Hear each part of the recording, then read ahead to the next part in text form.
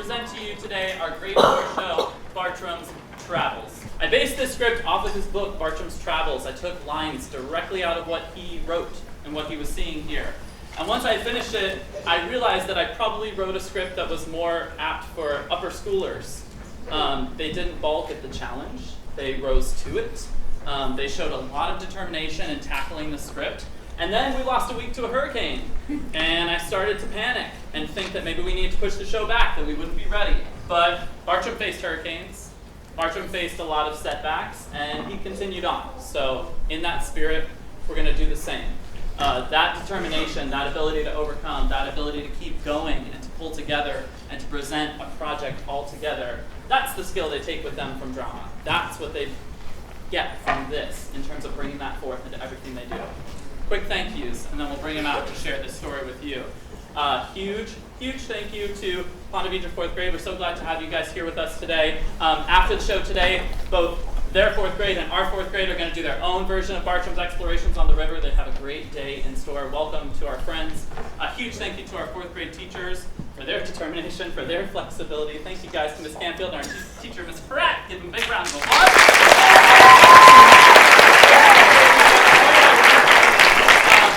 Very happy for our technical team, Mr. Jenkins and Mr. Payne. They have pulled off some technical things for the show that I'm so excited for you guys to see. I'm not even going to spoil it. Just enjoy it. So thank you to both of them. Thank you to Miss Myron, our art teacher, for all the props that she created for the show. And thank you, as always, to Mrs. Z, who creates the most beautiful original music. She's my creative partner in these endeavors. Her critical eye on these projects is totally invaluable, and I couldn't do it without her. So give them all a round of applause.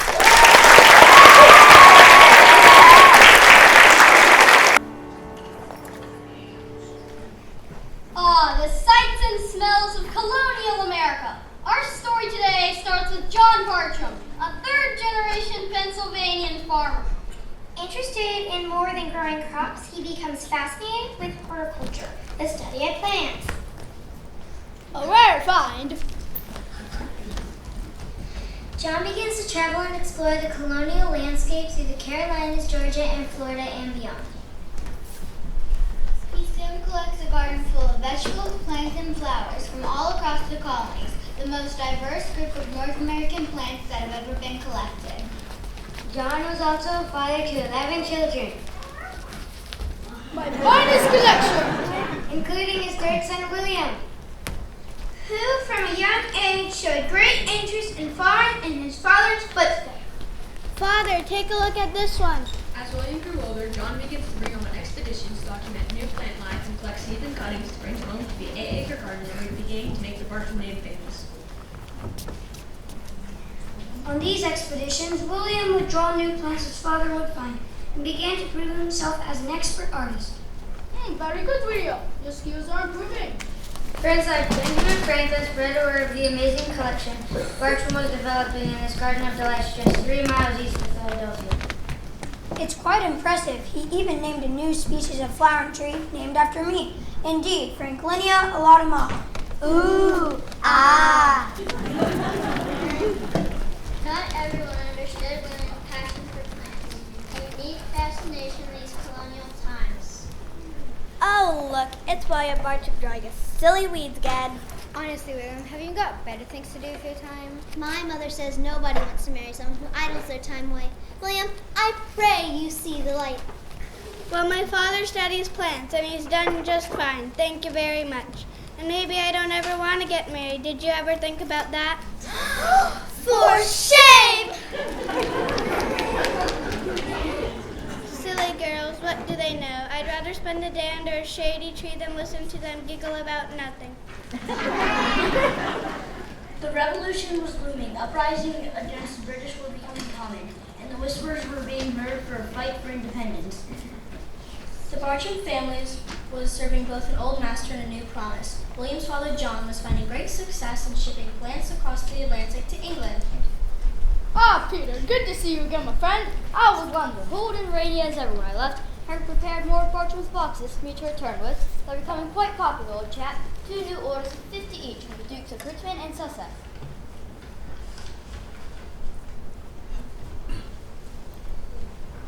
Bartram's boxes were prepared in sets of over 100 different types of seeds from North American vegetables flowers and plants. They were becoming incredibly popular among the English aristocracy and were easier to transport across the ocean than live plants. In fact, Bartram's business grew so famous that the King of England, George III, appointed John as his royal botanist, and the Crown began importing Bartram seeds into the royal collection at Kew Gardens.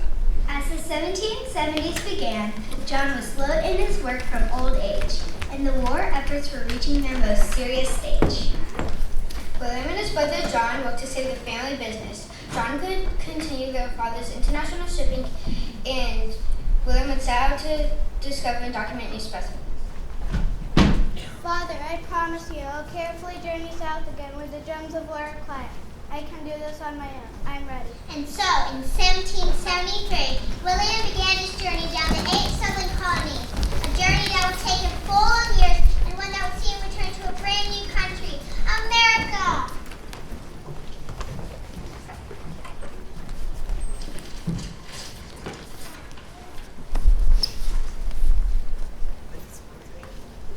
With the sponsorship of Dr. Fothergill of London, I will search the Floridas and western parts of the Carolinas and Georgia for the discovery of rare and useful products of nature, chiefly in the vegetable kingdom. With a prosperous wind at his back, William set forth aboard the vessel, Charleston Packet. How quickly the scene changed. Powerful winds suddenly spread devastation in the wide ocean, which was gentle as gathered into disorder and heaved into mountains whose wide curling crests seemed to sweep the skies.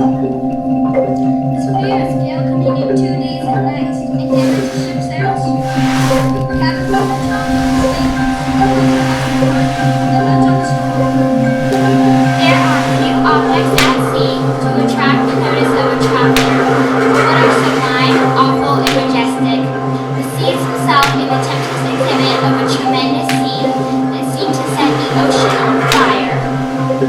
On the other hand, nothing can be more sublime than the view off the horizon after the turbulent winds have calmed, and the gentle moon rises in dignity from the east.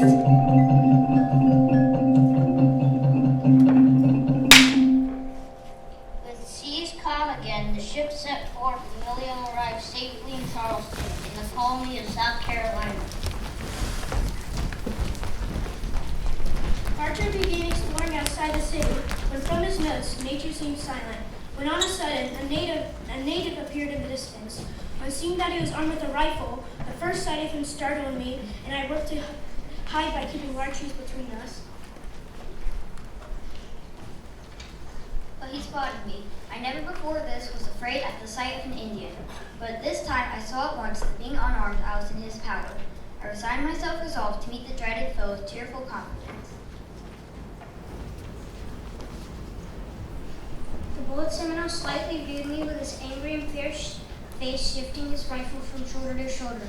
I advanced towards him and offered my hand with confidence, hailing him brother. Then with dignity and local with his action, he gave me his hand.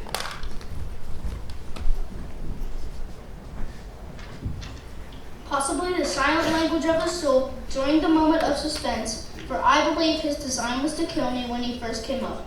What is this? Thou art my enemy, and thou and thy brethren may have killed mine, and thou art now alone in my power. Live.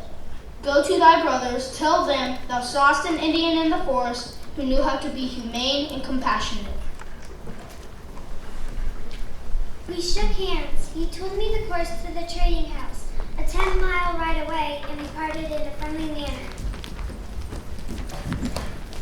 The trading company here received and treated me well.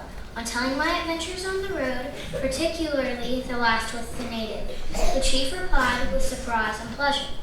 My friend, consider yourself a fortunate man, one of the greatest villains on earth, a noted murderer and outlawed by his countrymen.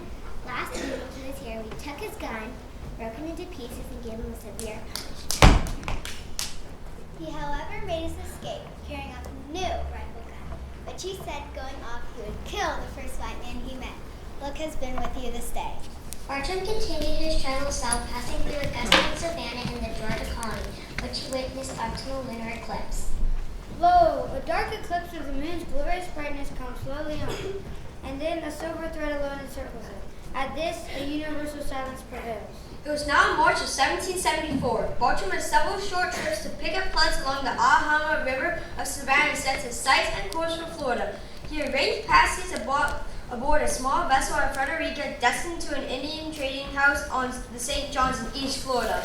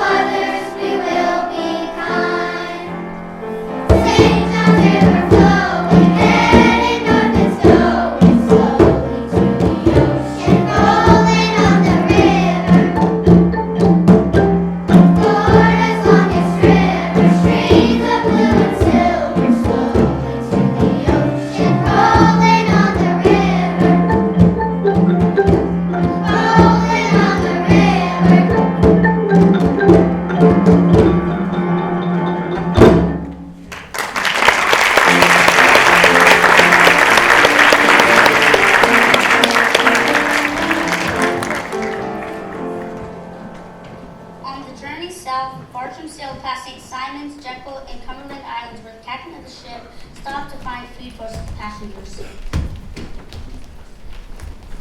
We had not the good fortune to see any deer, yet we are not altogether unsuccessful. Having taken 3 young raccoons, which are excellent meat, we had them for supper, served up to refreshment. The captain then spotted a trading schooner he knew to be returning from the St. Johns. Rough news, I predict. That schooner wasn't due to leave until our arrival. Oi! What news? Bad. The Indians have plundered the upper store and the traders have escaped with only their lives. Only one store is able to have enough warning to act. They carried trunks off to a secret swamp and hidden them before the raid. That will include the provisions I had sent ahead, some valuable books and papers I cannot do without. I must return to Frederica to get instructions on how to proceed. Come, we shall set sail at once. I think I'll stay. Amelia Island is not far. I will call upon Morgan. I can launch shelter in the plantation. Hopefully I can secure a passage from St. John's to With the captain wishing him a prosperous journey, William set on in the face of danger. On Amelia Island, he was received by Mr. Egan, a trading agent at his plantation. I have an important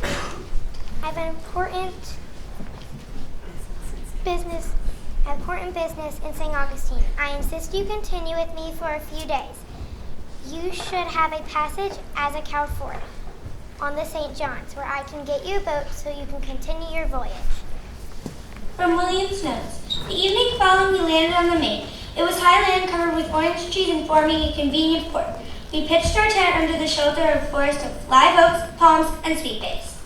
Our rest, however, was bothered by the stings of mosquitoes, the roaring of alligators, and the continual noise of the seafowl, with thousands of them having their roosting places very near us. 3 days after leaving Amelia, we arrived at Cap, the public ferry over St. John's. The river here being about a mile wide, Mr. Egan, after getting me a neat little sailboat from a large indigo plantation, departed from St. Augustine.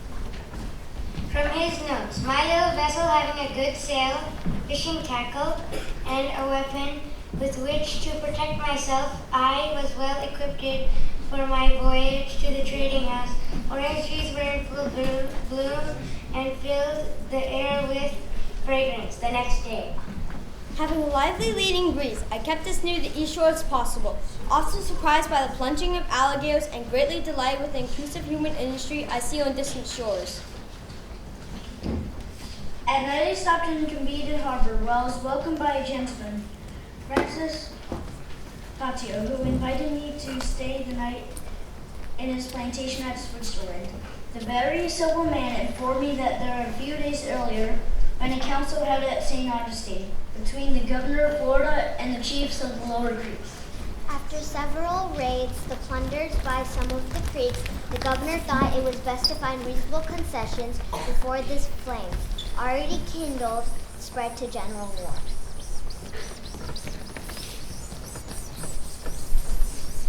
The chiefs of the culprits whose young warriors had created the mischiefs had vowed to pay the traders back for their plundered goods. With this news, Bartram was relieved to know that he could continue down the St. John's without fear of hostility in the area.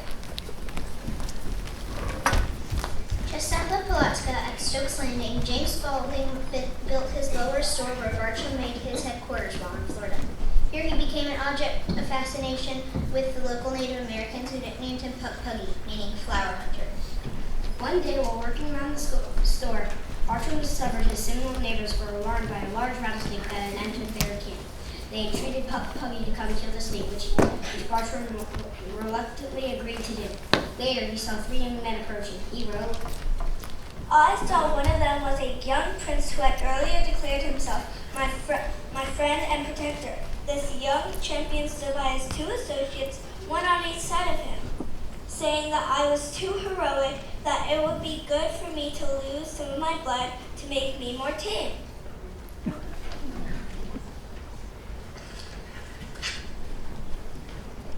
They gave me no time to reply, but grabbed me, my friend the prince, pushed them off, saying that I was a brave warrior and his friend. To this day cheered, clapped me on the shoulder, and laid their hands on their chest in token of sincere friendship, laughing aloud. Said I was a sincere friend to the Seminoles. William joined Spaulding's traders in mid-April 1774 on a trip westward into Seminole territory toward Micanopy and the Alachua Savannah, now known as Payne's Prairie Preserve State Park. Here he broke off from his native guides to explore the small lakes and offshoots of the St. John's.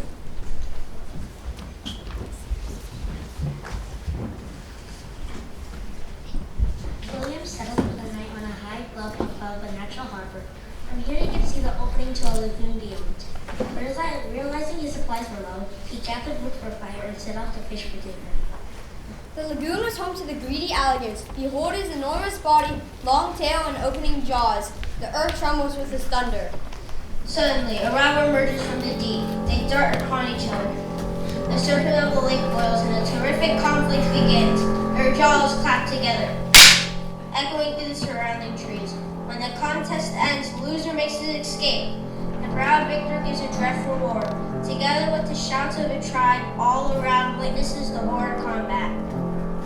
I was highly alarmed after watching such dreadful a battle. I decided to be speedy in my trip to the lagoon in order to get some fish for dinner. Not wanting to lose his gun overboard, William grabs a club for defense, sailing against the line of gators. From his notes, they gave way, but being pursued by several very large ones, I kept watch and paddled with all my might towards the entrance of the lagoon. But before he had halfway reached the place, I was attacked on all sides! 2 very large ones rushed up with their heads above the water, blowing terribly and belching floods of water over me. They struck their jaws together so close to my ears as almost to stun me. And I expected every moment to be dragged out of the boat and instantly devoured. I applied my weapons at random, but I was successful at beating them away when I made for the shore and jumped for my life. The shore. What a relief. Having accidentally made it to the mouth of the lagoon, I quickly went about catching a few fish before reaching home. I now returned to camp, and I was followed by an old daring one, about 12 feet in length, who kept close after me, and when I stepped on shore, I turned about in order to draw my canoe. He rushed up near my feet and lay there for some time, looking me in the face. I ran to my camp and returned with my gun, and found him with his foot in the boat in search of fish. I soon took care of him, then proceeded to cleanse and prepare my fish for supper. When raising my head, I saw before me the head and shoulders of a very large alligator moving slowly towards me. I instantly stepped back. With a sweep of his tail, he brushed off several of my fish. It was certainly lucky that I looked up at that instant, as the monster would probably in less than a minute have seized and dragged me into the river. The incredible boldness of the animal stirred me greatly. After surviving this event and continued explorations, Bartram traveled one last time with the St. Johns River in September and left Florida forever in November 1774. On his return northward, he explored the lands of Cherokee National horseback in early 1775. Bartram finally returned to Philadelphia in January 1777. A Philadelphia that was part of a new nation, as the Declaration of Independence has been sealed and signed just months before. He immediately returned to assisting his brother John, running all aspects of Bartram's garden. In the years after, Bartram would assemble the notes from his journey into the book which has made him most famous, Bartram Travels, chronicling the accounts of his journey and providing one of the most detailed descriptions of the early American landscapes at the time.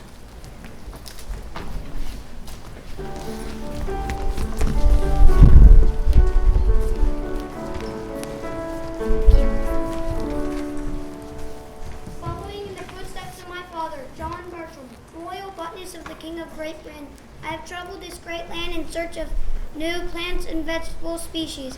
It is in this book that I venture not only to share with you, but the adventures through which I made.